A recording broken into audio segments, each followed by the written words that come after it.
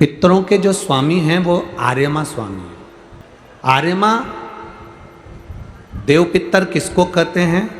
जैसे समाज में कोई अध्यक्ष हो जाता है, कोई उपाध्यक्ष हो जाता है, कोई सचिव हो जाता है, कोई मंत्री, कोई महामंत्री कोई बन जाता है, ऐसे ही समाज में कोई अध्यक्ष हो जाता है, कोई उपाध्यक्ष हो जाता है, कोई सचिव हो जाता है, कोई मंत्री, कोई महामंत्री कोई बन जाता है, ऐसे ही पितरों के जो देवता हैं वो आर्यमा हैं।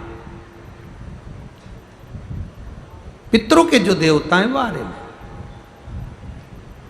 आर्यमा ने एक निर्णय बना रखा है, अपना एक सभा बना रखी है। उस सभा में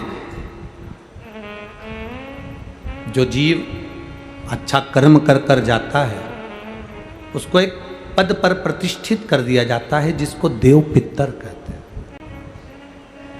देव पितर का काम क्या है? कोई तुमसे पूछे कि पितर और देव पितर में अंतर क्या है, पितर और देव पितर में अंतर क्या आता है, देव पितर का कार्य क्या है? हम जब भी कोई पूजन करते हैं तो कहते हैं पितृ देवता, बोलते कि नहीं बोलते? पर आज तक हम अब यह नहीं बोलते कि देव पितर का कार्य क्या है, देव पितर क्या है। पितर देव नहीं, देव पितर का कार्य क्या है? देव पितर का एक कार्य है, परमात्मा जीव को गर्भ में धारण करा देता है, पर जो शरीर गर्भ के अंदर बच्चे का बनता है, बेटा बेटी का जो गर्भ के अंदर शरीर बनता है, वो देव पितर निर्मित करते हैं। उनका काम क्या है? देव पितर का सबसे बड़ा कार्य है कि गर्भ में जो बच्चा है उस गर्भित बच्चे को शरीर कैसा देना, उसके नेत्र ज्योति कम रखना है, श्रवण शक्ति कम रखना है, उसकी छाती में, उसके हृदय में, उसके दिल में छेद करना है, हड्डी को कमजोर करना है, पांव टेढ़ा करना है, हाथ टेढ़ा करना है, या उस शरीर को सही तरह से निर्मित करना। ये देव पितर का काम, ये देव पितर का काम।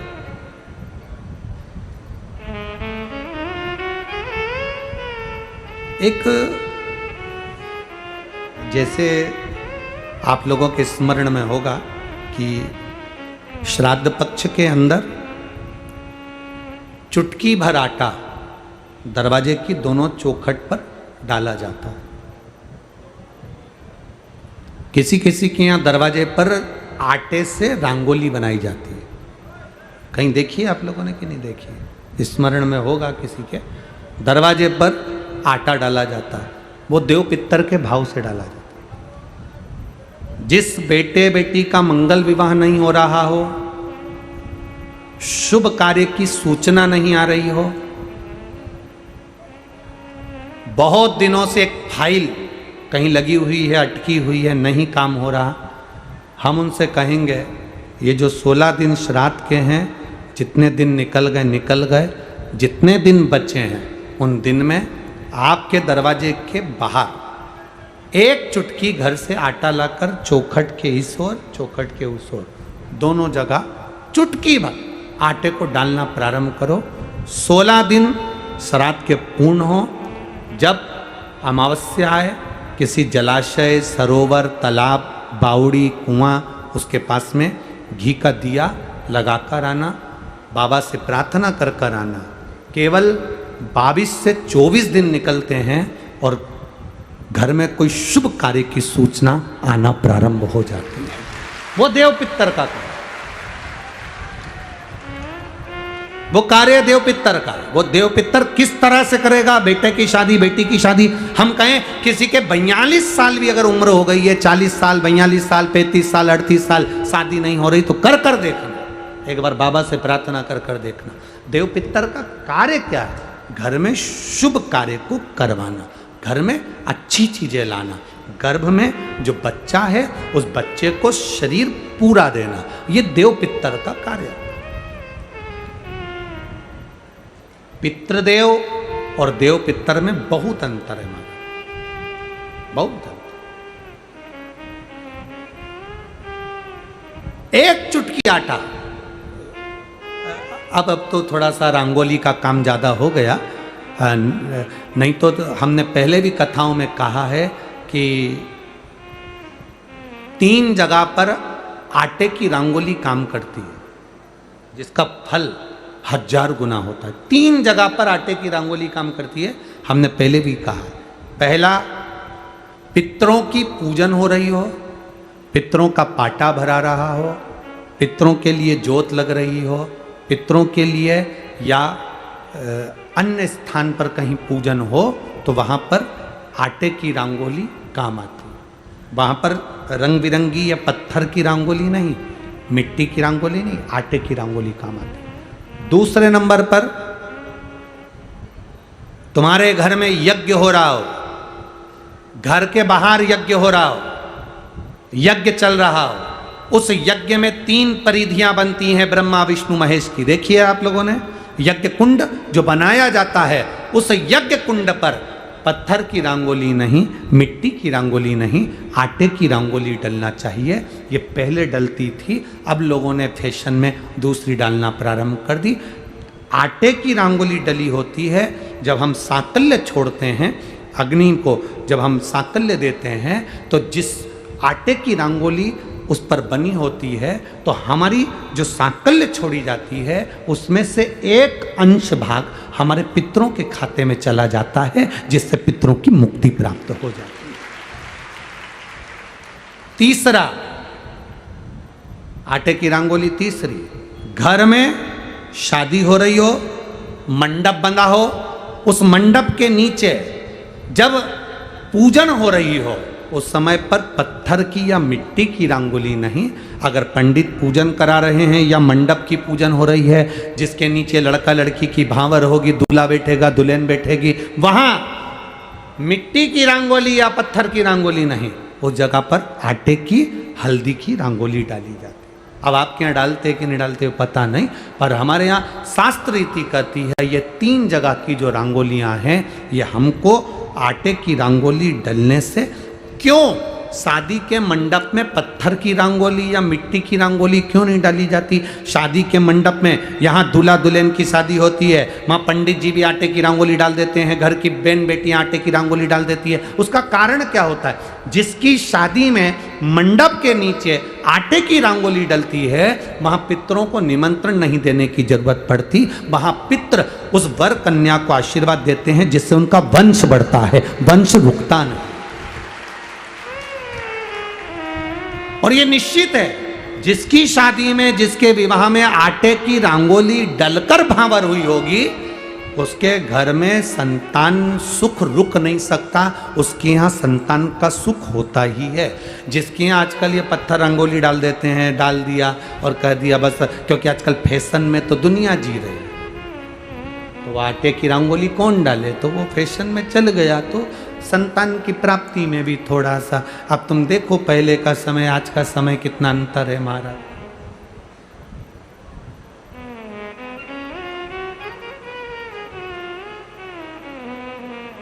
पहले के समय में संतान का सुख शादी के 1-2 साल में प्राप्त हो जाता था। आज के समय में संतान का सुख जब तक डॉक्टर के यहाँ दोनों जांच नहीं करा कर जाए, दिखा कर नहीं आ जाए।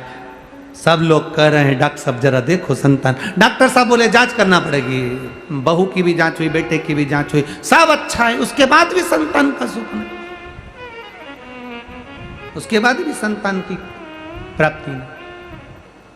शिव तत्व को जानिए। शिव महापुराण की कथा कहती है 3 जगह आटे की रंगोली की मूलता है।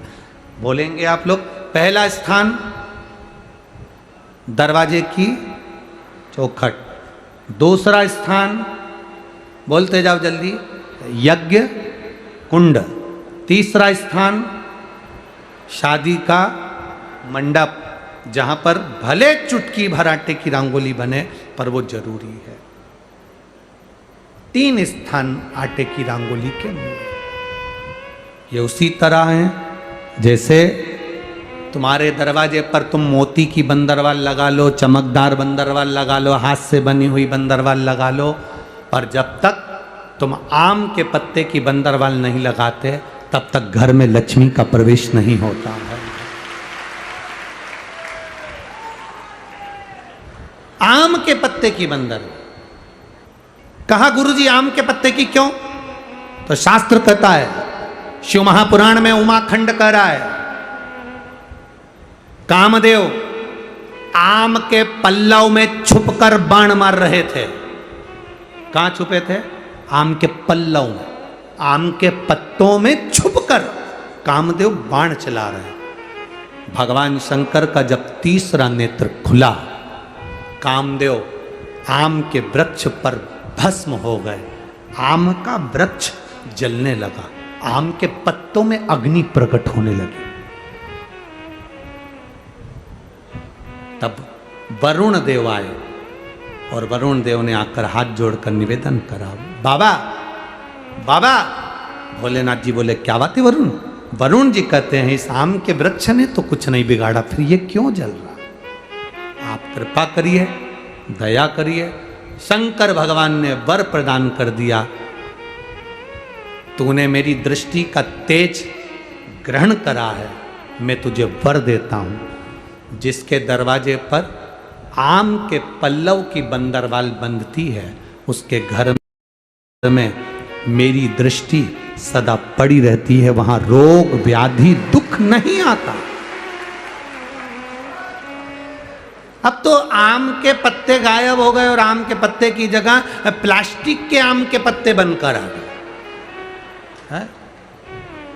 और लोगों ने उसी प्लास्टिक के आम के पत्ते की बंदरवाल बांध दी। महाराज, आम के पल्लव पर शंकर की दृष्टि पड़ी, क्योंकि कामदेव जलकर भस्म हुआ था उसी आम के पल्लव पर बैठकर, आम के पल्लव पर बैठकर।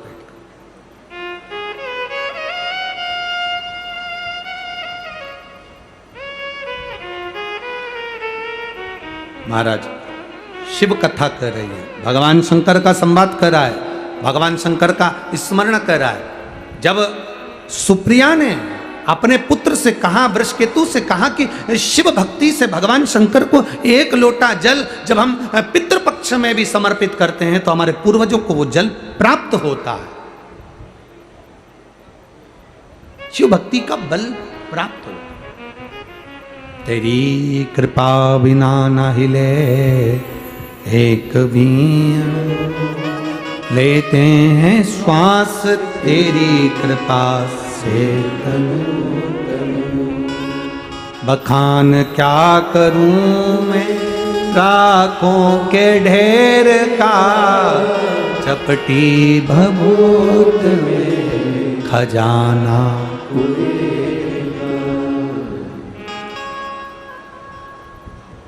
एक लोटे जल से पितरों की तृप्ति है।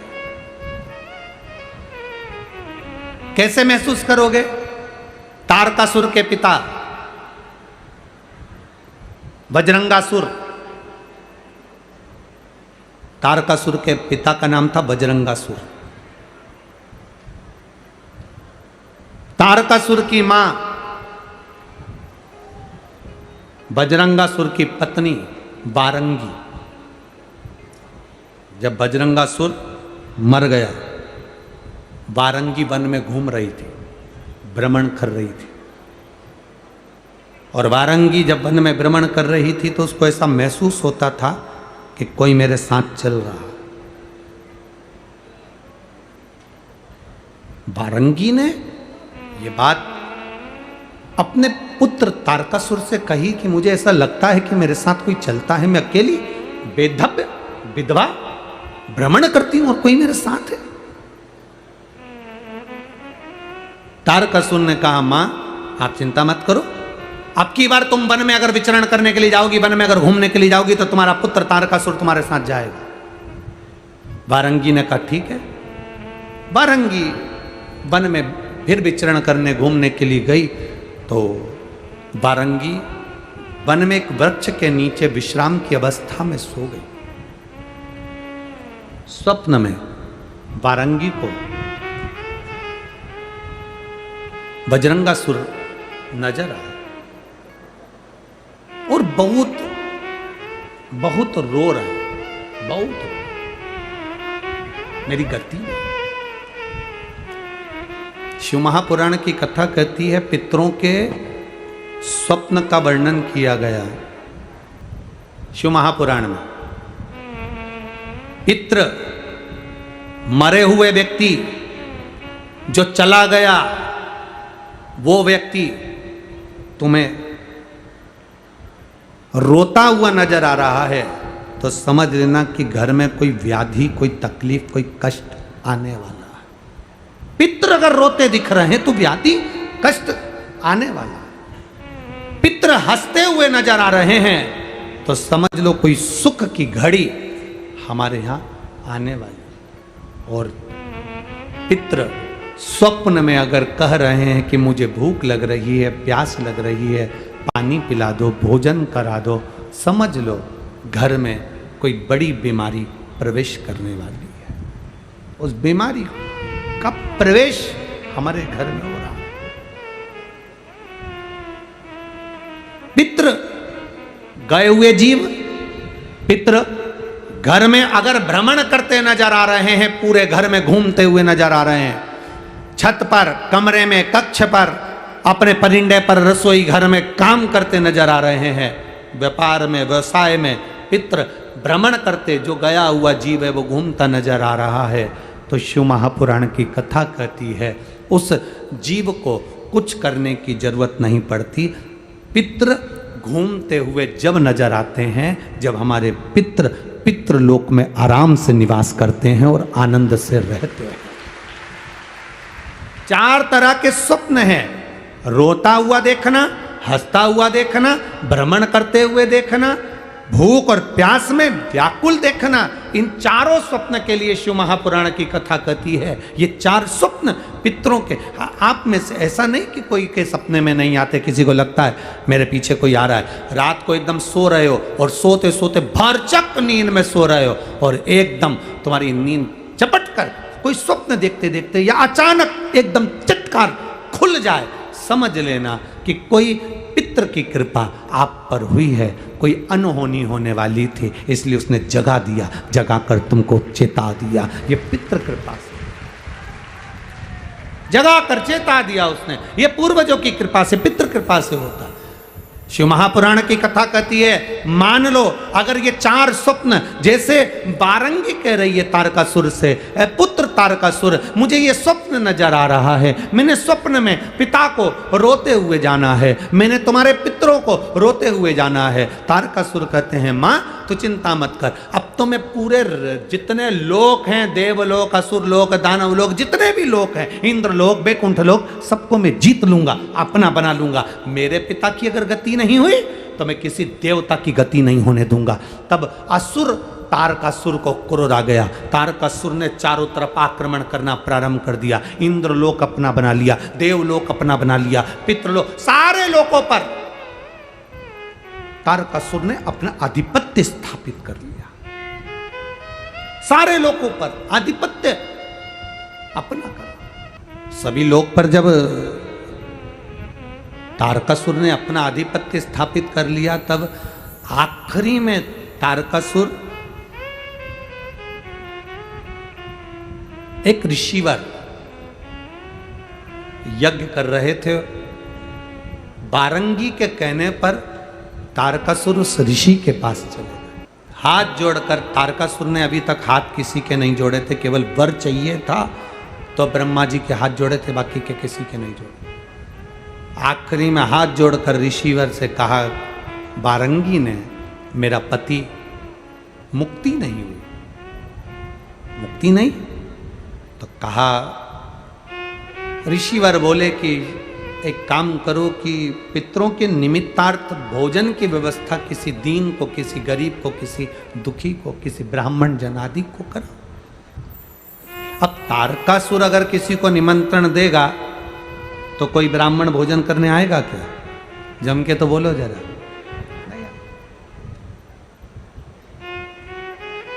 कहीं का डाकू जैसा स्वभाव वाला व्यक्ति किसी को खाना खाने बुला ले, ए महाराज, कल हमारे दादाजी मर गए थे, उनका भोजन है, सीधी तरीके से आ जाना। अब पंडित जी तो आधे तो बेचारे ऊपर से नीचे तक गीले हो गए, क्या भोजन करने जाए। जब डरा कर बुलाया जाए, हे महाराज, कल हमारे दादाजी मर गए थे, उनका भोजन है, तुम आ जाना सीधी तरीके से। और बोला भी ऐसा कि सीधी तरीके से आ जाना। अब घर पे जाकर पंडित जी को बुखार आ गया। पत्नी ने पूछा हुआ क्या? क्या हुआ?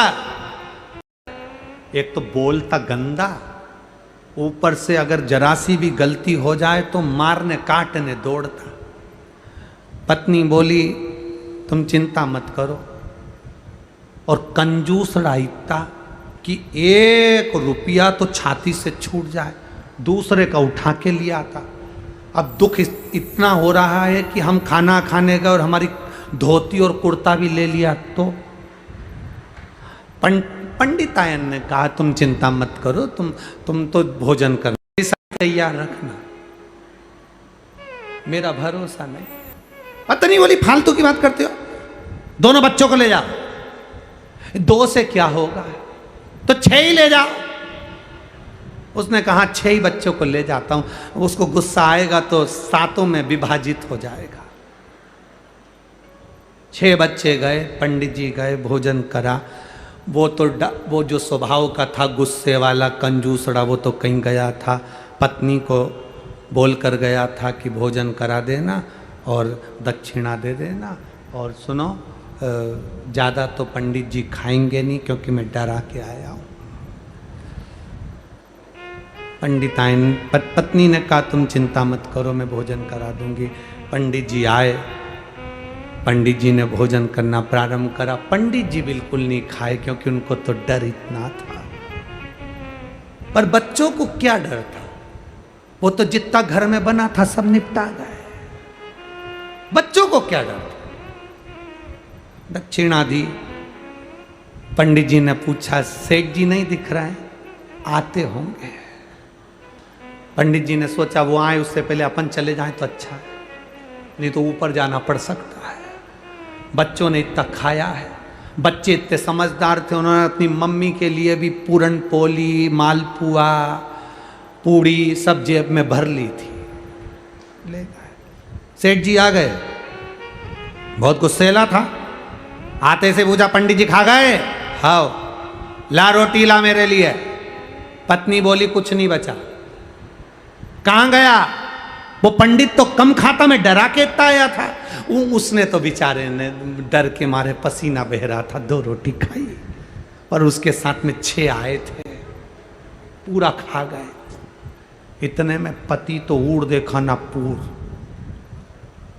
उठाई बंदूक, पंडित के घर दौड़ा। पति ने जाकर कहा पत्नी से बहुत गंदा आदमी आता होगा। पत्नी बोली तुम टेंशन मत लो, तुम तो खा के आ गए ना, पलंग पे सो, चद्दर ओढ़ो, बाकी के मैं निपट लूंगी, तुम सो। आते से उसने पंडित पंडित जो दरवाजा बजाया। पत्नी रोती हुई बाहर आई, आग लग जा, ना जाने मेरे पति को क्या खिलाया था, खा के मर गया, खाते से ही मर गया, तेरे यही से खा के आया था। और पत्नी ने उसके कपड़े पकड़े और उसको थाने ले जाने लगी। इतने में उसने तुरंत कहा जी जी तेरे हाथ जोड़ो, जेब में से कमाई करके लाया था 50,000 रुपए, ये रख ले, किसी से मत कहना, फिर पाँव पड़ो तो किसी से मत कहना। इतने में पत्नी रोती हुई चले जा मेरे घर से। उसने बंदूक जेब में रखी, चुपचाप अपने घर चले गया। पत्नी ने अपने पति से कहा उठ जा। इसीलिए हमारे यहाँ नियम है, पंडित जी से पंडिताइन बहुत तेज होती है।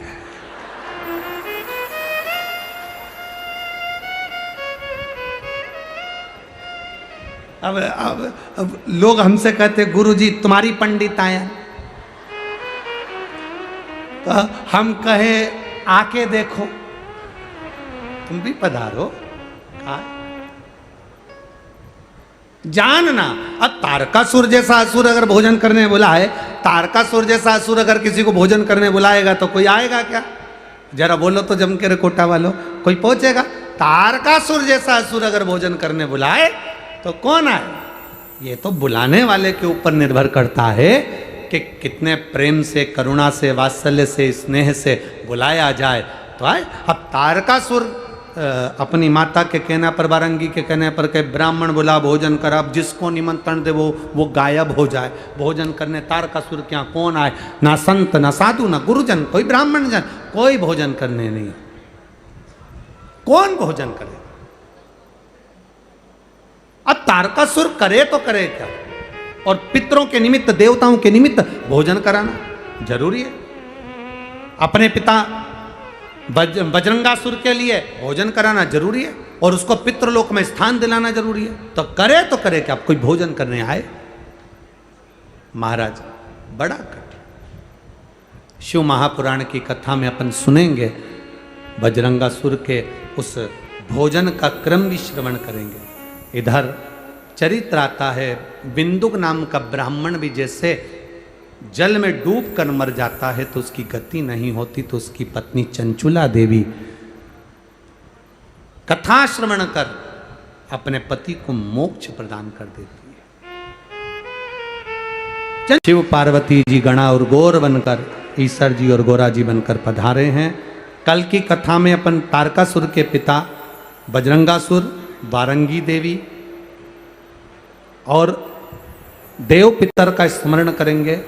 कल की कथा में श्रवण करेंगे कि श्राद्ध पक्ष में वो कौन सी तिथि होती है जिस तिथि पर सफेद कलर का पुष्प देवाधिदेव महादेव को 5 जगह पर समर्पित कर दिया जाए तो पितरों को मुक्ति प्राप्त हो जाती है। ऐसे देव पितर शिव महापुराण की कथा में, कल की कथा में अपन श्रवण करेंगे। आप सब आज की कथा को यहाँ पर विराम की ओर ले रहे हैं। दोनों हाथ उठाकर एक बार जोरदार हर हर महादेव।